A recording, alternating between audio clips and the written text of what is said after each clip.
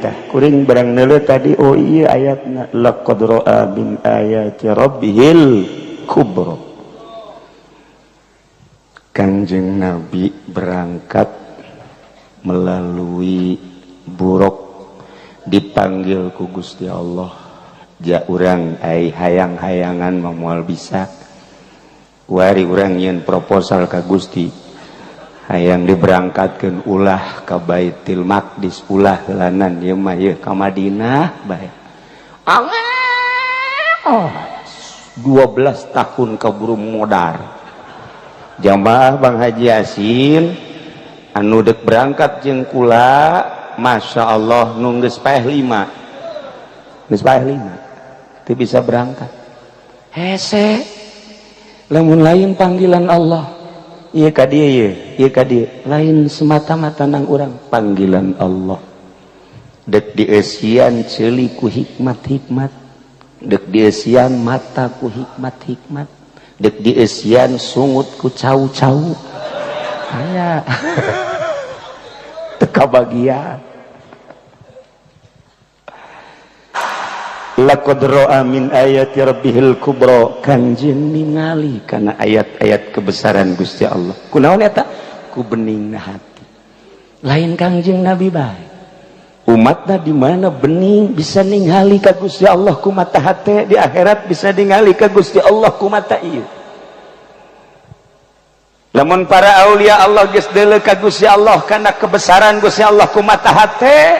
lantaran beningna hate Nala sakumaha Kangjeng Nabi. Nah, Kangjeng Nabi teh timimiti berangkat Masjidil Haram ka Masjidil Aqsa, ti Masjidil Aqsa naik ka luhur ka Sidratil Muntaha. Dedeleuan Kangjeng Nabi sebagai ayat-ayat Gusti Allah anu luar biasa geus didardirkeun ku Imam Dardir. Di Bukhari geus nyata, di Muslim geus nyata. Uraian ulama ngajelaskeun uraian ucapan Kangjeng Nabi jelas ngan aya hiji beja geus peuting ieu mah ye nu sok dicaritakeun ku Sayyidina Ali wa qala Aliun radhiyallahu an karramallahu wajhah cek Sayyidina Ali dakhaltu ala nabi ana wa Fatimatu simkuring lebet ka Kangjeng Nabi sareng garwa simkuring Siti Fatimah putri Kangjeng Rasul barang lebat ka Kangjeng Rasul Masya Allah kapenda Kangjeng Rasul teh yabki bukaan sedidan keur nangis pohara nangisna pohara fakultu cek Sayyidina Ali fidaka abi wa ummi ya Rasulullah mayubkika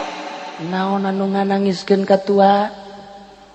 qala saur Kangjeng Nabi ya Ali Lailatan usriya bi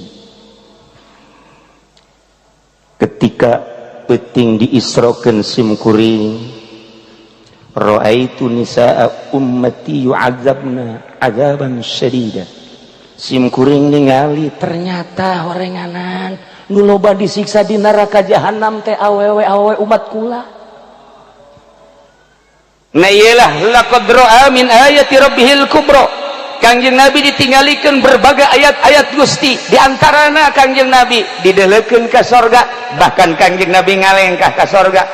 ditinggalikeun ka neraka bahkan Kangjeng Nabi aya cicing di tengah neraka ningalian saha ieu nu panglobana ahli neraka ya Allah ya Rabbi korenganan sarwiti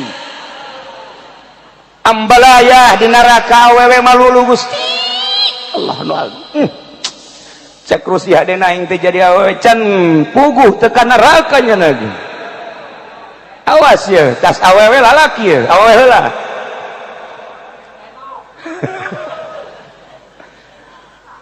ra'aitu imra'atan mu'allaqatan bi sya'riha simkuring teh ningali awewe digantung rambutna di neraka ya geli di maguha ngagolak embun-embunanan neuk teh cari kumaha cek Kangjeng Nabi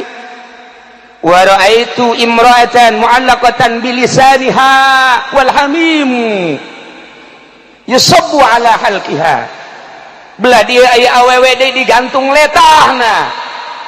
sementara cai panas dikucurkeun kana lak-lakanana dek teu kumaha cerikna wa raaitu imra'atan yusaddu rijlaha ila zadiha wa yadaha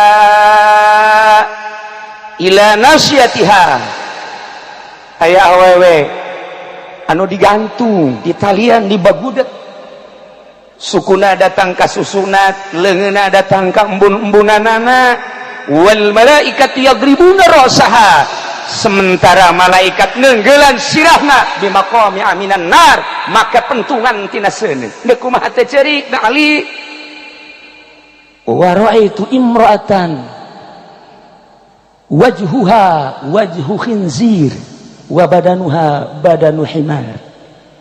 aya awewe deui aneh ari beungeut na ieu beungeut babi aya awakna awak himar deuk kumaha teh carikna terakhir wa raaitu imratan ala suratil kalbi awewe rupana kos anjing bae kos anjing kumaha teh carikna Ali taqamat Fatimatu Siti Fatimah nangtung kemudian Siti Fatimah teh naros ka Kangjeng Rasul ma amaluna dupi amal naon eta awewe sehingga yu'adzabna bi'adzabin syadid disiksa anu pohar raja saya Rasulullah saur Kangjeng Rasulullah amal mu'allaqatu bisyariha fa innaha kanat la tughatti sya'ha minar rijal awewe anu digantung buukna kemudian dihandapna digarang make seuneu ieu otakna embun-embunana ngagolak seuneu eta adalah umat simkuring awewe anu buukna rurundayan di hareupeun salaki di hareupeun lalaki mana bae nu lain mahram pan kuari deuleu di ditu di hareup isuk-isuk jam 7 pan kolot ge kararieu bae neuleukeuh itu mah buuk dah mantep tuh weh mantep jasa itu mah putih deui urang mana itu wah Lampung gede adat ieu mah ye ai itu ngarundai itu hideung Brebes coba bayangkeun ku Kangjeng Nabi geus kadeuleu wala qadra'a min ayati rabbana qadra'a min ayati rabbihil kubra masyaallah ari eta nu digantung lisana ya Rasulullah wa amal mu'allaqatu bilisaniha anapon cak Kangjeng Rasul awewe anu digantung lisana kemudian lak-lakana dicician ku cai panas fa innaha kanat tu'zi zaujaha eta mah awewe anu sok nganyerikeun lisana ka salakina asal salakina tas ngariung bae haju bae tas di mana penting-penting kalau loyogan malulu batur ge Bali sapira mau berkat doang kok koprak beak 12 mau dibejakeun aya jelemana di dieu coba eta awewe nu kos kitu cilaka 12 asal boga duit diusapan salaki asal teu boga duit balik ka ditu gedean kanjut bae ngojek ku ngojek na teu meunang duit bae mabur cek salaki hek bae mun sugih aing nyandung ye sabenerna mah ngancamna kana nyandung ieu ge nu ngaharewas panitia masjid geus etilu ye kiai kawinkeun atuh emang kuda di imah galak ya Allah cilaka ye si gade ayata anu digantung susuna wa amal mu'allaqatu ala sadiha anapun awewe anu digantung susuna fa innaha kanat tu'zi farasa zawjiha eta mah di mana-mana salakina eueuh nyana siapeun didayung ku tatanggana mempersilahkan kanu sejen bahkan masang tarif nyana masang tarif tukang ojek cukup 10.000 utang supir angkot 15.000 ya Allah tukang kenteng 50.000.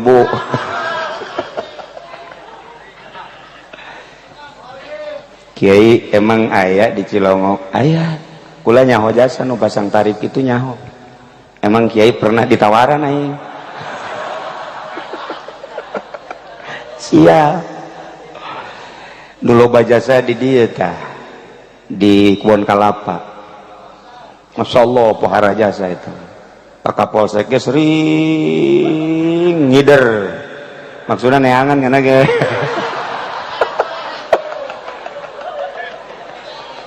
geus teu pareres ya. Lah ulah sok bawa sombong atuh pan di deule di ditu yang subur ge kos kitu. Atuh silut pike pan kos kitu. Atuh meureun nu dariuk dieu ge asana atuh lah. Yang teu kanyahoan we. Is mudah-mudahan udah diuk dieu mah teu amin ya rabbal. Ngan hayang doang. Kakarak endek doang. Mudah-mudahan ulah jadi. Lamun kukula dibukakeun bukuna di Pemda lillahi ta'ala nya. Nyaho kula. Wah sombong Kiai sekali-sekali memang sombong kula.